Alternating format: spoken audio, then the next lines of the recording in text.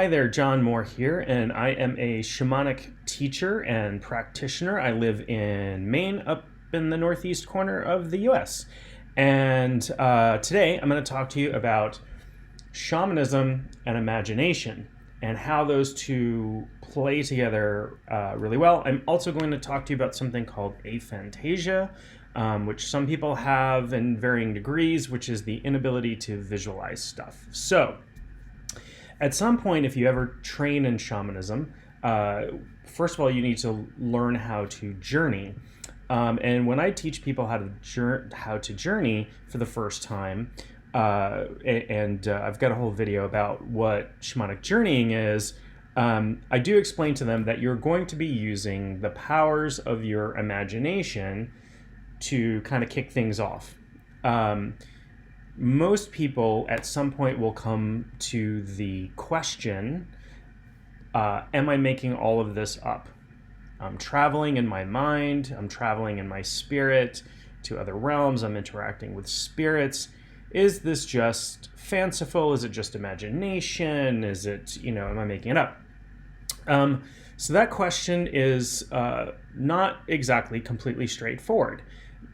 So the answer is that no, you're not making everything up, but yes, you're imagining it. Sounds weird, right? Because I can imagine things that aren't true, or I can imagine things that don't happen or aren't happening or what have you.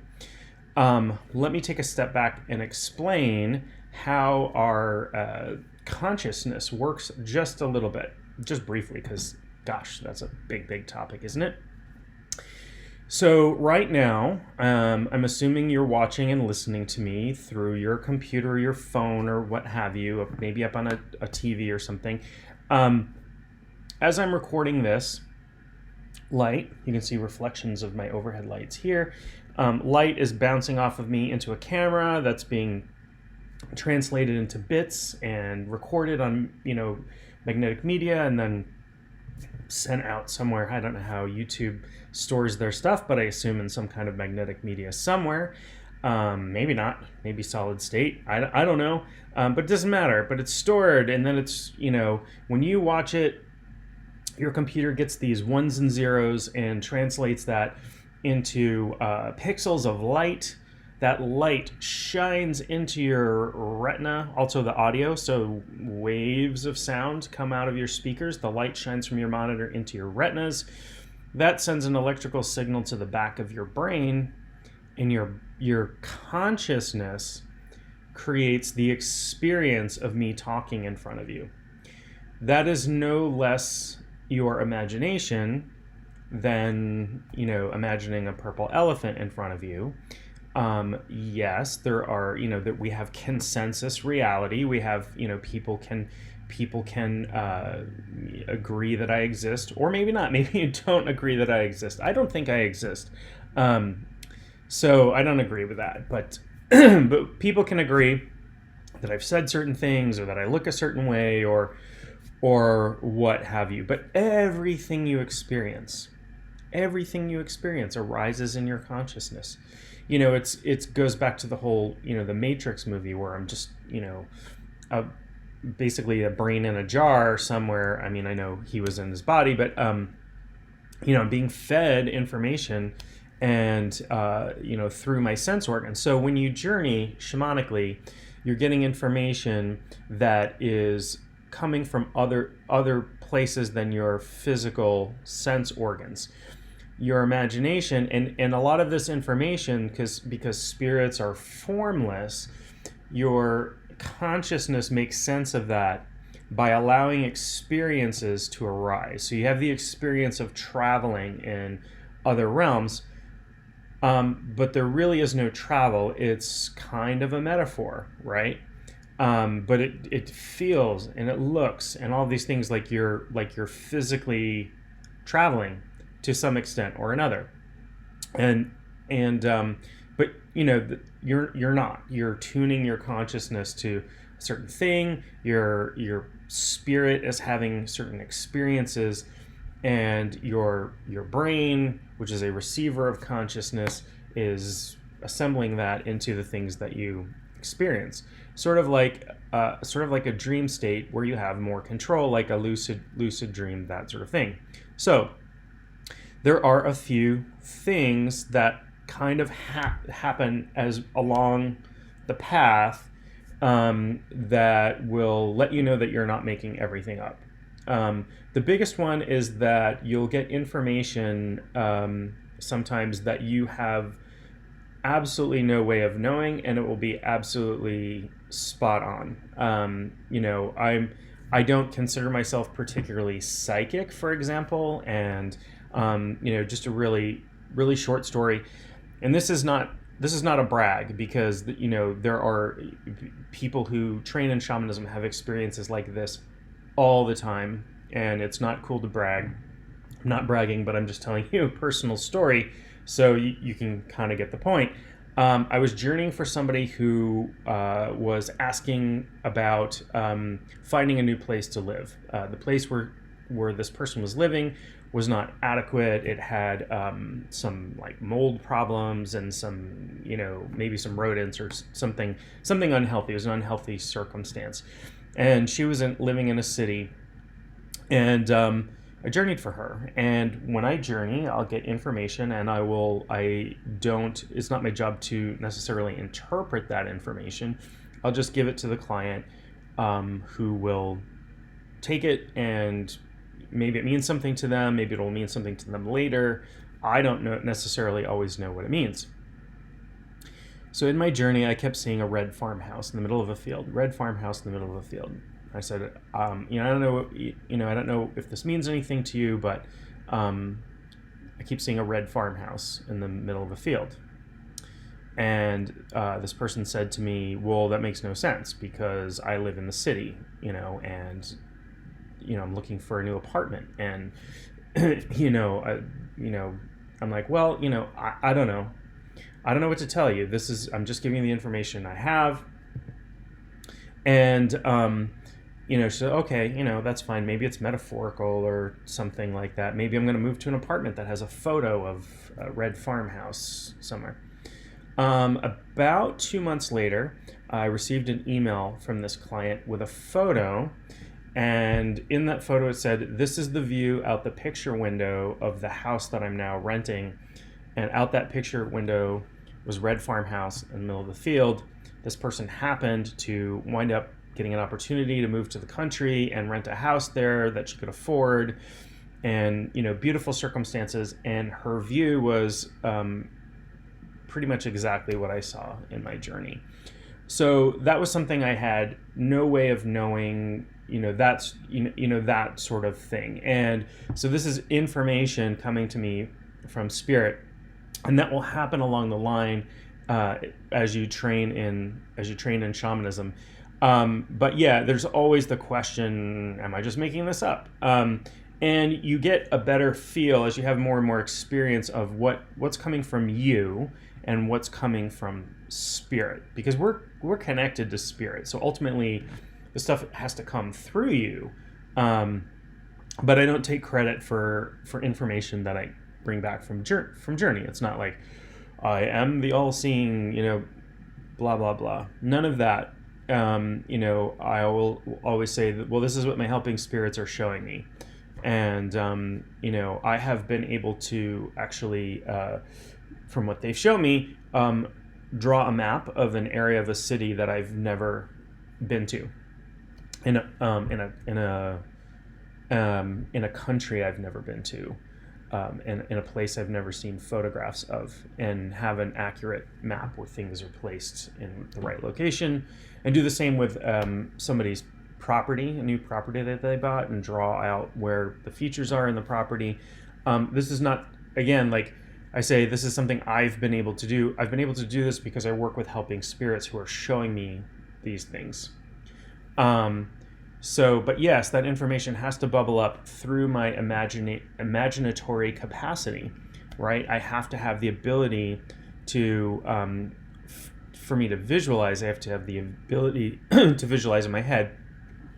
In that light, any sort of visual training, art, photography, things like that, any sort of art, whether that's fiber art or whatever, anything that trains your visual capacity is really helpful to shamanic journeying. Now, let me broach the subject of I cannot visualize, because this is something that I get from students from time to time, and other people who just have concerns. I don't picture things in my head, and so I don't think I can journey. So I have kind of two responses to that. First of all, you probably can make pictures in your head. True aphantasia, where people absolutely have like no pictures whatsoever in their head, is pretty rare. You are just not you're just not that conscious of it. And I have, when I teach in a class setting, with a group of people, I'll have little exercises for people to do, like go around the circle really quickly and tell me the color of your mailbox. And most people will be able to say my mailbox is green, or it's white, or it's black, or whatever color it is, because some kind of visual information is there, and I'll have them visualize certain things. So that's number one. So it's fairly rare.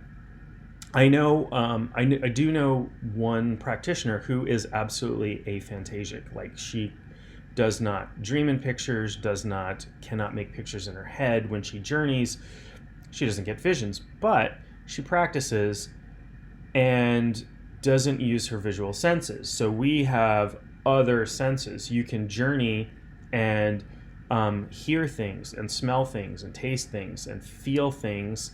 You can journey and get big downloads of information, which are sort of outside of your senses. And so when I do dream work, for clients, or I do a spot on the radio every week where I interpret people's dreams, interestingly, that is less a visual experience for me than a download of information about their dreams. I do journey sometimes into somebody else's dream, which is very cool, by the way. It's one of my favorite things to do. But ultimately, the information I glean from the dream is like downloaded. So I might journey for 5 minutes or 10 minutes, and then have to talk to the person for a half an hour or 45 minutes to explain all of the information that came through in the dream. And that happens very frequently, but that's not coming through visuals. So the imaginative capacity is important.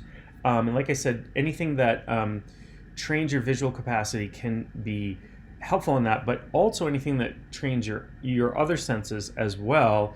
So listening to music, but listening deeply to music. Like, I have a musical background. I come from a musical family. This might drive people crazy, but I'll listen to a song. I tend not to do this with other people, but if I hear a song that I like, I'll listen to it over and over again.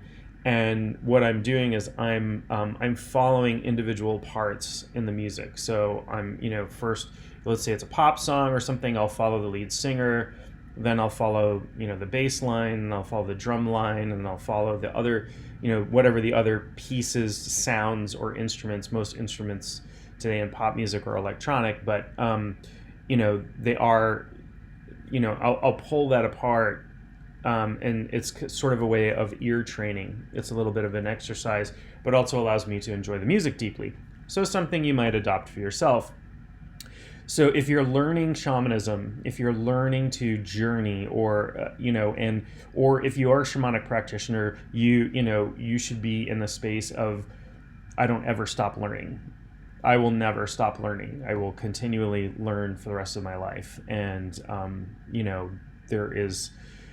there is many lifetimes worth of things to glean from shamanic practice. So ultimately, yes, your imagination comes into play. You can train that by training your imaginative capacity to process information more efficiently, to process it in more clear ways, practice journeying, all of these things. But that does not mean you're making the information up. And you'll know because you'll start to get information that is A, not coming to you through your senses, and B, you have no other way of knowing. My teacher of many years is fond of saying, you can't make this S word. I'm sorry, I'm not cussing in this particular video. You can't make this S word up. You can't make this up. This is something you can't make up. You'll have those moments as you continue in shamanism. But questioning is okay. Questioning, I think, is fine and healthy. I think people who have absolute faith in themselves from the get-go, like, all of this information is factually true that I'm getting, and there is no question, without any kind of confirmation, there is a little bit of an ego issue there. So questioning is healthy. Your imagination is healthy. You are using your imagination now to assemble a picture of me and to assemble the airwaves coming out of your computer into what you're interpreting as speech coming from me. And the words and the sentences and the meanings and all of those things. That's all happening in your consciousness. Your consciousness is a miracle. It is the miracle. People look for stuff like people levitating and people resurrecting from the dead. But, I can have some airwaves from my laptop speakers hit my eardrums, and all of a sudden I'm experiencing a symphony. My consciousness is assembling a symphony. That's amazing. That is absolutely but we're in it every day, so we don't understand how miraculous our consciousness is. So that's it for Shamanism and Imagination for now. I hope this has been helpful. I hope you stay happy and healthy. Don't forget to subscribe to my channel. I've got lots and lots of more videos coming out, informative stuff, and I will talk to you real soon.